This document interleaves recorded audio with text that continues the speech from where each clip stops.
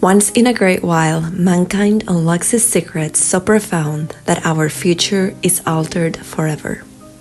This quote is from the movie Titan AE that was released in the summer of 2000 and tells the story of a young man who receives the mission to save humanity after hostile alien species destroy the Earth. He has to protect a giant ship that has the potential to create a whole new planet. I remember watching it at the movie theater with my sister and loving it so much that we bought the VHS movie and the soundtrack. Before I go on, here I am showing my process of how I sketch everything with pencil. It was requested, but I also think it's nice to show how it happens and why it's important, for you will see me using the eraser as I am making sure that I am happy with the design and layouts. Back to Titan AE, the movie defined really well what we were living at the beginning of the 21st century. The arrival of a new millennium was around the corner, and the expectations were high. That's why the quote at the beginning of this video makes so much sense. It defines the 2000s quite well. The inventions that started appearing at the end of the 19s took off like shooting stars, so much so that by 2002, most everybody had access to internet and mobile phones. If you were born before this time, you definitely know how rare that was in the last years of the 20th century. A parenthesis here to show how I center my titles. I write the words on a separate piece of paper, assigning a letter to a square so that I can count them and divide them in half. I then place that on top of the space where I want my header and just make sure that the two halves align. Although it takes some extra time, I have found this to be the best way to center the words and have a neat looking layout. So February's theme is inspired by the 2000s, and here I am drawing some of the highlights of the first couple of years. I realized too late that I misspelled Y2K. I wrote 2YK, and I don't know why, but oh well. I really didn't notice until I was editing the video, so it is what it is. Y2K was the abbreviation for the year 2000, and initially it referred to the potential computer errors that could occur when the year changed from 1999 to 2000. The term was also known as the year 2000 bug, millennium bug, or Y2K scare. Many believe the issue was exaggerated, for nothing major really happened. As time passed, Y2K was considered an aesthetic based on the styles and fashion of the late 19th and early 2000s, with its metallic materials, low-crop jeans, inflatable furniture, and computer interfaces from the dot-com era. Like I said before, internet technology rocketed, and one of the highlights of the early years was the ability to stream and download music online.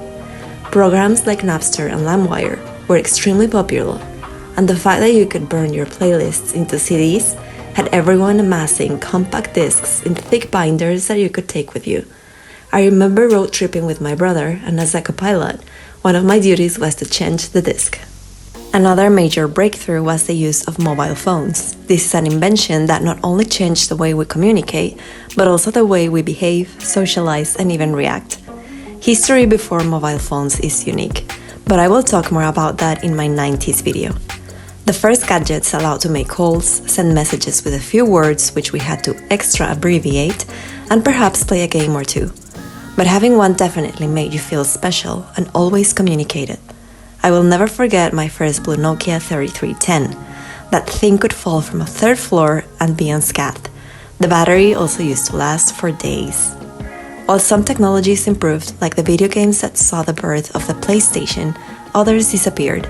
The famous Anglo-French Concorde tragically crashed on July 2000. It was a supersonic airliner that reached the speed of 1,350 miles per hour. This is more than twice the speed of sound. It could only operate on specific transatlantic routes due to noise restrictions, and it also needed longer runways. Since this limited its market potential, the aircraft retired in 2003, with a final celebrated flight. A round trip could cost the equivalent of $20,000 today, and many celebrities paid for the never-to-be-repeated-again experience. I am now inking my layouts. I am using my Copic sepia fine liners, which I love, so I will be using them for the whole year. They really give the vintage vibe that I am looking for, especially as I go further in the past. For this year's covers, I am painting houses inspired by the decade that I will be featuring each month.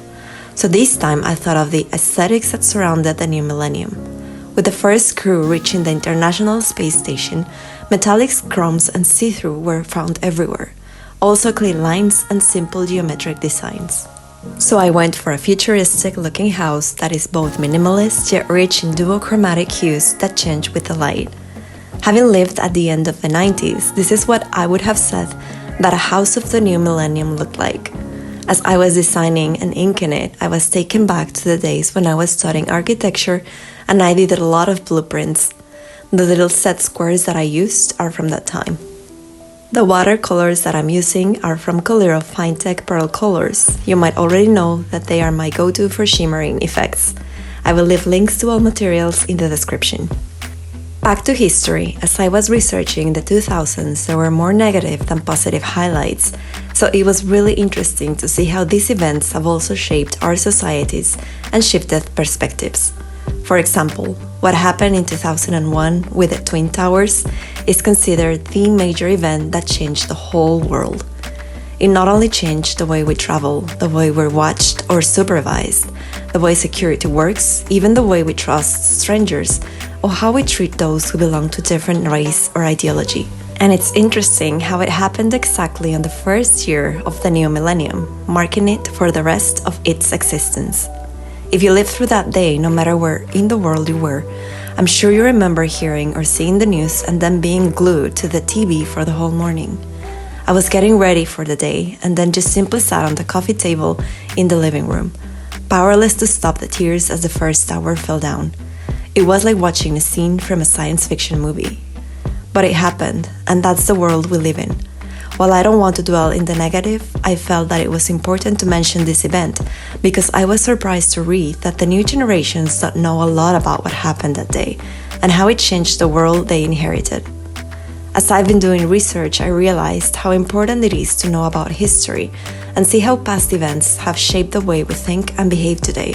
So I hope that this series of videos featuring the last 12 decades will move you to learn more and be fascinated with events that have shaped who we are as mankind in general in this already crazy year of 2025.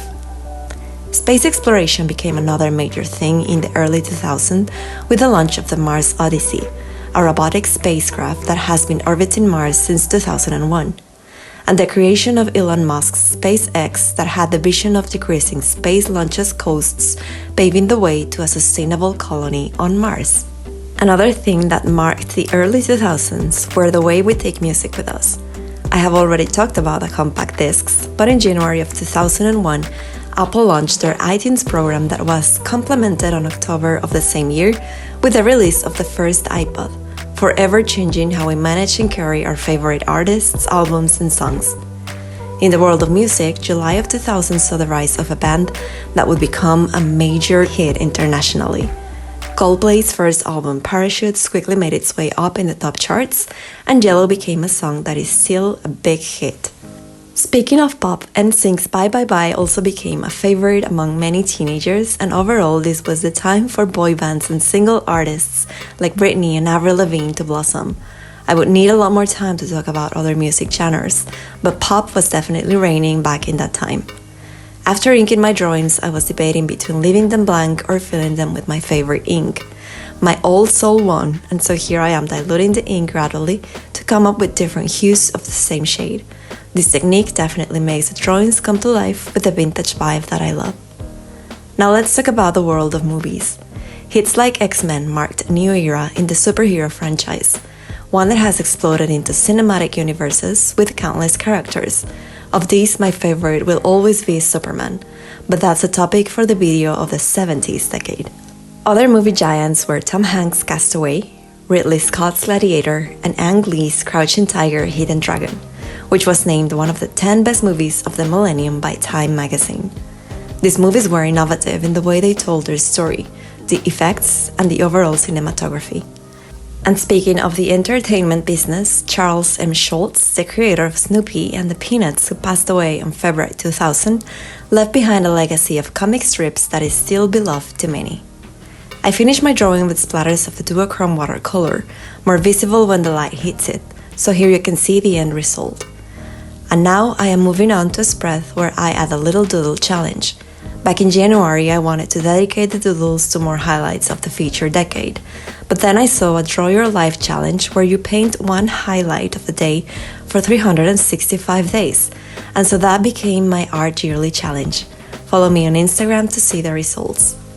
I am now on the weekly spread, which features highlights from 2002 and 2003.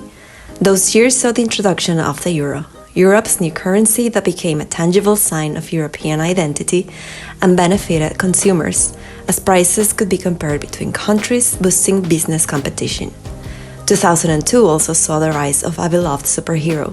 Starring Tobey Maguire as Peter Parker, Spider-Man arrived in theaters that spring to captivate audiences, so much so that the hero now has almost 9 movies and several animated series. And speaking of fantasy, 2002 also welcomed Episode 2 of the Star Wars galaxy, making fans grow with expectation for the most famous episode of the prequels, The Revenge of the Sith, which hit theaters in 2005, bringing the story to completion for true Star Wars lovers.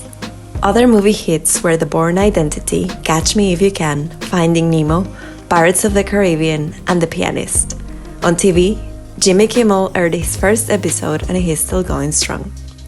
2003 saw another tragedy with the Columbia Space Shuttle disaster when the shuttle broke apart during re-entry into Earth's atmosphere, killing all 7 members on board. This year also witnessed famous basketball player Michael Jordan play his last game. And as Tesla was launching, Volkswagen manufactured their final traditional Beetle. In the world of the internet, more and more innovations became popular, like MySpace, which was soon to be dethroned by Facebook, and LinkedIn. 2003 also saw the human genome sequenced. The project was a scientific achievement that revolutionized medicine and biology. As I mentioned before, these are just some of the endless highlights that I can use in going back in history. Obviously, I cannot mention them all, so I am trying to use the ones I remember the most. I have actually been going through my old diaries and agendas, reminiscing and learning a lot in the process. In this video, I basically feature highlights from 2000 to 2003. The rest of the decade will be featured in the coming weeklies, which you will be able to see in my Instagram posts and reels. I definitely love how these little doodles look all together. Tiny pieces of history that add up to a time when all the excitement about the new millennium was intertwined with the events and inventions that were unique to the time, forever altering the future. And so here's the final flip-through of my February theme dedicated to the 2000s, a decade that I got to experience and learn from. I hope that you enjoyed this video. Please tell me your favorite highlights, especially if I failed to include something that you consider worth mentioning. March is fast approaching and it will feature the 90s, so any ideas on that decade will be much appreciated. I am always grateful for all the support. I recently hit 12,000 subscribers and this is a milestone that I could barely imagine back when I started. So thanks again for all the comments and the positive feedback. And so as usual, thank you so much for watching.